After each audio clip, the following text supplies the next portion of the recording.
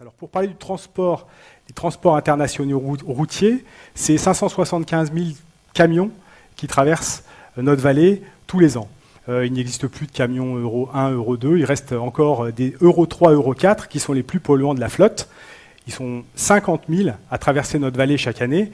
Moi, je pense que ces camions n'ont pas à traverser notre vallée. Jamais. Donc moi, je propose une interdiction des camions Euro 3, les transports internationaux routiers. Comprenez que ce sont des camions qui chargent dans le nord de l'Europe, qui déchargent dans le sud de l'Europe et qui ne font que passer chez nous.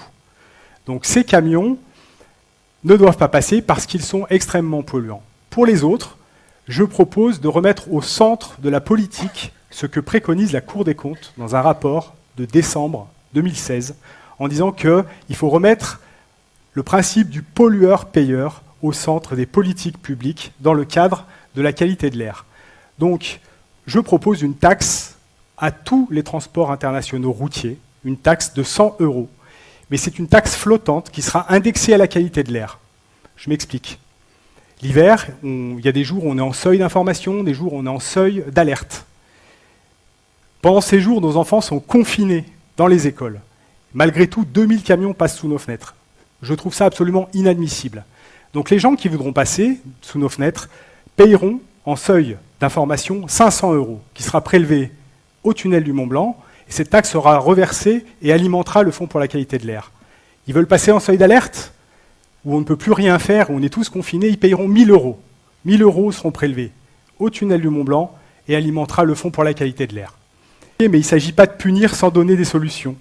Bien évidemment que la solution magistrale qui doit être proposée, c'est le report modal. C'est mettre le fret routier sur le train. On peut mettre, non pas 30 000 camions, c'est ce qu'on met chaque année sur le rail. On peut mettre de 700 000 à 1 million de camions sur le rail. C'est-à-dire qu'on peut nettoyer la vallée de l'Arve et la vallée de la Maurienne par le report modal. Donc ça, c'est une mesure absolument à prendre. Il existe d'ailleurs depuis 2012 un fonds qui a été créé pour ça, un fonds pour le développement d'une politique intermodale dans les massifs alpins. C'est un fonds qui est alimenté par les dividendes du tunnel du Mont-Blanc et qui est censé structurer le report modal du fret pour limiter le nombre de camions. Figurez-vous que depuis 2012, ce fonds qui existe et qui a à peu près 20 millions d'euros par an dessus, sert à rembourser le déficit du tunnel du Fréjus. Nous avons une flotte de véhicules principalement chez les artisans et c'est aussi difficile pour eux. Alors que tu disais faire au cas par cas, tu peux être plus précis sur ce point peut-être ? Mais les artisans, c'est notre vallée, c'est ceux qui construisent nos maisons, c'est ceux qui isolent nos maisons, c'est ceux qui font nos charpentes. Donc il ne s'agit pas d'interdire les artisans de travailler, ce serait absolument contre-productif et ce n'est pas du tout l'objectif de faire de notre vallée une vallée exemplaire. Donc effectivement, j'en ai rencontré énormément, ils ont des camions polluants, ils le savent, il faut les aider à les changer, simplement. Ils le savent, ils le veulent, donc là encore, le fonds pour le report modal doit servir à ça.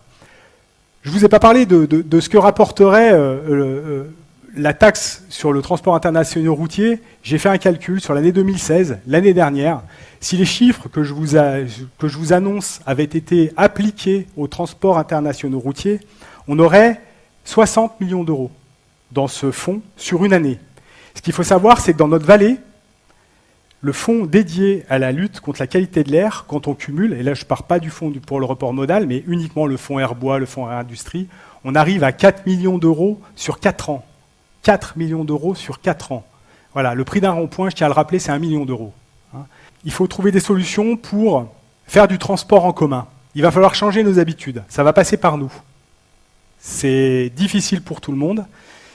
Donc, il y a plein de choses qui se mettent en place. La première chose, c'est qu'il faut renouveler la flotte des transports en commun qui existent par des transports qui sont beaucoup plus éco-responsables. La commune de Chamonix le fait très bien. Il y a des bus sur la vallée de Chamonix qui sont électriques. Voilà, il faut remplacer les anciens véhicules par des véhicules beaucoup plus éco-responsables. Par contre, on a une problématique géographique dans notre vallée. Et penser qu'on réglera tous les transports par le transport en commun ou par le train est une erreur. Il faut trouver d'autres solutions. Et il y a des entreprises de notre vallée qui sont la référence et qui font la fierté de notre vallée. Je vais me permettre de les citer, ce n'est pas de la pub, hein, mais elles sont là. qui ont une idée géniale de créer une association qui s'appelle Green. Ils proposent du covoiturage dans le cadre professionnel. C'est-à-dire que les entreprises payent une application, une licence à WazeUp, c'est une application qui existe, et ils proposent, je crois, cette application actuellement à 6000 salariés, ils veulent énormément l'étendre. Moi, je pense qu'il faut que les communes prennent exemple sur ces solutions qui viennent de la société civile, des entreprises, parce que les entreprises réfléchissent et optimisent les choses. Donc il y a énormément de compétences. Il faut que ces compétences arrivent à atteindre le secteur public et que, par exemple, les communes achètent pour leurs administrés cette licence, la payent et l'offrent à tous ces administrés. Les voitures sont là et elles sont vides.